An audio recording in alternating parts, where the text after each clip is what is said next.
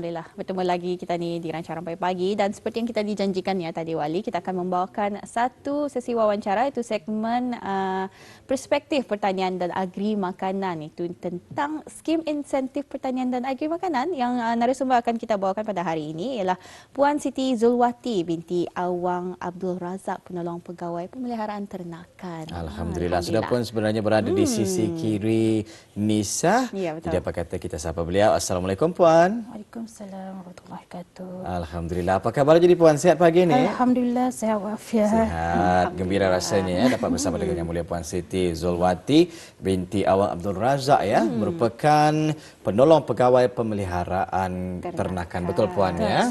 Baik, pertama sekali dapat pagi ingin mengucapkan selamat datang dan juga ribuan terima kasih ya di atas masa yang diluangkan pagi ini bersama dengan kami berdua. Begitu juga penonton-penonton kita ni yang menyaksikan pada ketika ini ya. Sangat menarik sekali tajuk yang kita diketengahkan berkenaan dengan skim insentif pertanian dan agri makanan betul ya.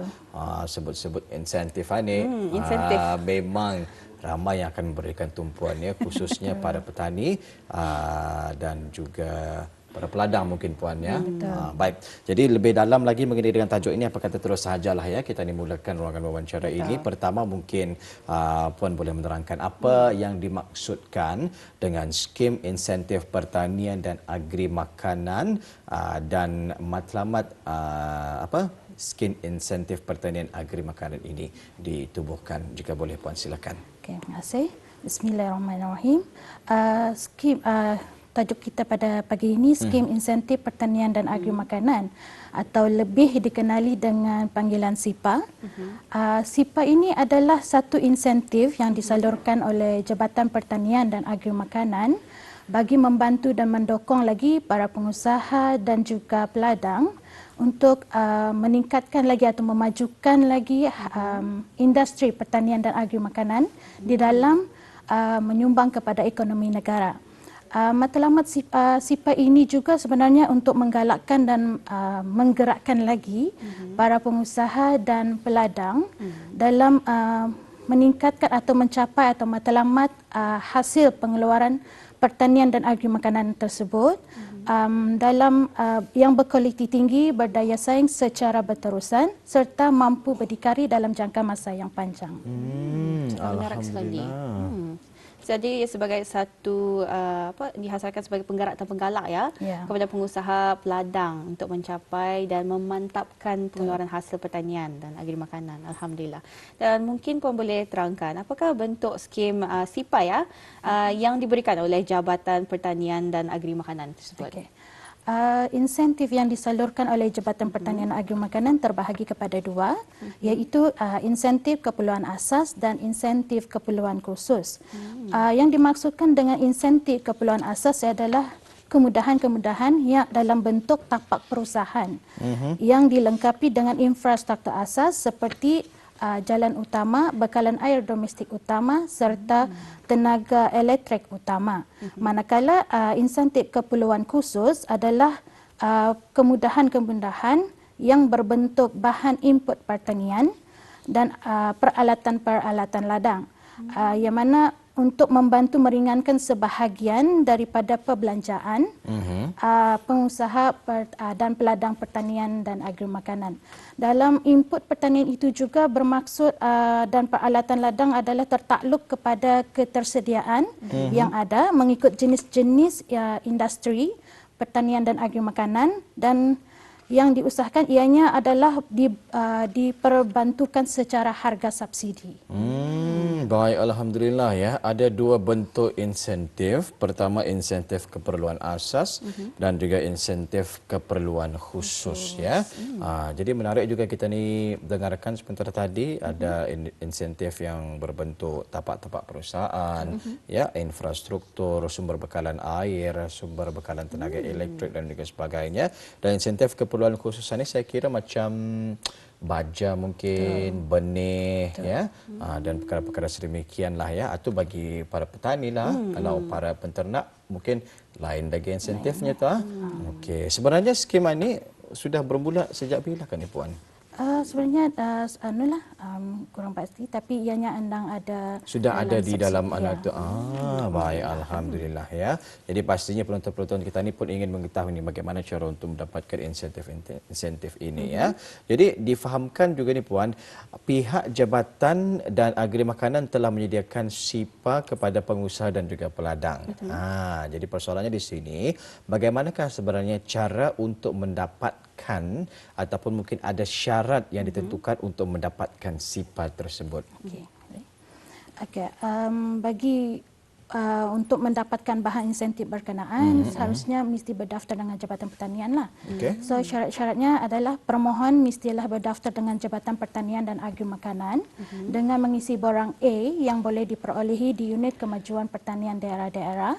Dan kedua, pemohon mestilah 8 tahun ke atas. Ketiga, pemohon hanya dibenarkan bagi tapak-tapak Kawasan Kemajuan Pertanian iaitu KKP. Bagaimanapun tapak-tapak yang lain selain daripada KKP ianya dipertimbangkan secara case by case dan juga disokong tertakluk kepada sokongan Jabatan Pertanian dan Agri Makanan. Sokongan itu juga adalah disahkan mengikut aktiviti pertanian tersebut di dalam ladang berkenaan. Dan juga pemantauan itu juga dikendalikan oleh Unit Kemajuan Pertanian daerah-daerah. Yang keempat, syarat mengikut kategori seperti yang diterangkan dua insentif berkenaan. Bagi skim insentif pertanian skim insentif keperluan asas, permohon tidak terhad kepada rakyat ke bawah duli yang Maha Mulia, Paduka Seri Menteri Sultan dan Yang di-Pertuan Negara Brunei Darussalam dan berstatuskan penduduk tetap. Dan bagi kategori skim insentif keperluan khusus, permohon hendaklah terdiri daripada rakyat ke bawah duli yang Maha Mulia Paduka Seri Baginda Sultan dan Yang di-Pertuan Negara Brunei Darussalam yang berstatus penduduk tetap. Yang kelima, ladang-ladang yang diusahakan hendaklah berdaya maju khususnya dari segi pengeluaran hasil pertanian serta pengurusan yang baik dan teratur dan pengeluaran yang berterusan yang mana memenuhi ciri-ciri penilaian dan pemantauan Jabatan Pertanian dan Agri Makanan. Yang itu sebagai pendaftaran. Manakala untuk kelayakan mendapati bahan insentif juga ada ciri-cirinya. Kelayakannya adalah permohon mestilah berdaftar dengan Jabatan Pertanian dengan mengisi borang B yang boleh diperolehi di Unit Kemajuan Pertanian daerah-daerah. Kedua, permohonan bagi kategori insentif keperluan asas ianya tidak ada syarat-syarat kelayakan diperuntukkan. Yang ketiga, peruntukan bagi insentif keperluan khusus ianya mempunyai syarat-syarat kelayakan mengikut komoditi tanaman. Contoh, bagi komoditi sayur-sayuran, pelbagai tanaman, floriculture dan komoditi padi hendaklah keluasan di bawah 5 hektar, tidak melebihi 5 hektar. Dan manakala komoditi buah-buahan hendaklah tidak melebihi 7 hektar. Okey, kelayakan keempat bagi permohonan insentif khusus bagi keperluan khusus yang melebihi daripada had keluasan dalam para 3 tadi, ya maka permohonan tidak berhak untuk mendapat mana-mana bantuan insentif. Baik, alhamdulillah ya. Jadi itulah tadi kita mengetahui bagaimana cara untuk mendapatkan atau syarat ya untuk mendapatkan SIPA skim insentif ini tadi ya. Ada Puan menyentuh tadi ladang yang diusahakan adalah berdaya maju khususnya dari segi pengeluaran hasil ladang, pengurusan yang baik dan teratur dan pengeluaran yang berterusan yang mana memenuhi ciri-ciri penilaian dan pemantauan Jabatan Pertanian dan Agri Makanan. Jadi maksudnya mereka ini akan dinilai ni. Ladang-ladang yang diusahakan semestinya aktiviti pertanian tersebut juga ada daripada hasil pengeluarannya. Pengeluaran dari yang berterusan dan ladang yang macam ladang yang majulah aktif dalam pertanian. Ladang-ladang yang diusahakan ada mestilah aktif dan mestilah pengeluarannya pun ada menampakkan positif di sana ya. Jadi mereka ini akan dinilai setiap tahun ataupun setiap musim penuaian itu macam mana? Okey, dari penilaian daripada unit kemajuan pertanian di empat-empat daerah, setiap bulan setiap pegawai atau kaki tangan akan membuat pemantauan ke ladang-ladang tersebut untuk mengambil hasil daripada ladang-ladang tersebut dan juga membuat pemantauan daripada permasalahan isu peladang jugalah. So dari sana boleh penilaian itu ladang-ladang itu aktif dan pengeluaran yang berterusan. Luar biasa sekali menarik ya. Kita ini dengar pun sepertinya dijaga ya peladang-peladang dan yang membuat penanaman pengusahaan ini dijaga sebetulnya, tidak dibiarkan begitu saja. Betul, dipantau. Sangat menarik. Jadi ingin dikongsikan sekali lagi ya Puan. Jadi syarat-syarat bagi pendaftarannya adalah mesti berdaftar ya dengan Jabatan Pertanian dan Agri Makanan dengan mengisikan borang pendaftaran pengusaha pertanian dan agri makanan, iaitu borang A ya. Dan hendaklah berumur 18 tahun ke atas. Dan juga hanya dibenarkan bagi menjalankan projek di tapak kawasan kemajuan pertanian KKP ya Puan. Alhamdulillah. Dan ada juga bagi skim kumpulan asas juga mempunyai syarat-syaratnya tersendiri. Syarat-syaratnya tersendiri, betul itu tidak sekali. terhad kepada rakyat ke-bawah Duli Yang Maha Mulia Paduka Seri Baginda Sultan dan yang di-Pertuan Negara Darussalam dan yang berstatus penduduk tetap. Dan bagi skim keperluan khusus juga hendaklah terdiri daripada rakyat Brunei ya, rakyat ke-bawah Duli Yang Maha Mulia Paduka Seri Baginda Sultan yang di-Pertuan Negara Darussalam. Jadi Puan ingin kita tanyakan juga ni, pada ketika ini ramai yang menerima skim insentif ini. So far dalam senarai peladang ada dalam ratusan peladang di negara kita ni ya. Jadi insentif sebegini mereka menerima selalunya macam tahunankah ataupun apabila dipohonkan sahaja? Jika mereka membuat permohonan untuk mendapatkan input pertanian berkenaan. Jadi ada permohonan, jika layak baru tadi berikan. Jika tersedia jugalah, kalau sekiranya tersedia di jabatan dan mereka mau membeli dan kami akan berjual. Kalau feedback daripada mereka sendiri macam mana Puan? Alhamdulillah kadang-kadang okey jualah untuk mengurangkan daripada harga yang selalunya kita beli dari luar, lebih mahal daripada yang jabatan supply lah. Maksudnya dengan bantuan harga subsidi. Jadi daripada jabatan ini adalah pilihan utama mereka ya. Tapi kalau tidak ada, mereka terpaksalah sama ada mengimport ataupun mencari mana-mana supply yang adalah ya produk-produk khusus berkenaan ya. Baik, Puan, soalan seterusnya ni. Jadi kita merujuk kepada penerangan Puan tadi mengenai insentif keperluan asas dan bahan input pertanian adalah tertakluk kepada jenis-jenis industri pertanian dan makanan. Apakah input pertanian tersebut Puan? Okey. Input pertanian itu tertakluk kepada jenis-jenis industri. Contohnya kalau industri tanaman, ianya bantuan daripada SIPA adalah input baja, bahan pelindungan tanaman dan juga peralatan ladang. Manakala industri padi, bantuan SIPA yang diberikan input baja, bahan pelindungan tanaman, peralatan ladang dan skim bantuan harga padi. Manakala industri agri makanan, bantuan dalam SIPA adalah berbentuk penyewaan bangunan termasuk fasiliti-fasiliti yang terdapat di dalam inkubator makanan perusahaan kecil IMPK itu. Jadi tertakluk kepada jenis industrinya ya Puan, industri tanaman, industri padi dan industri agri makanan. Menarik sekali. Tapi ini tidak semua dikongsikan lah ya.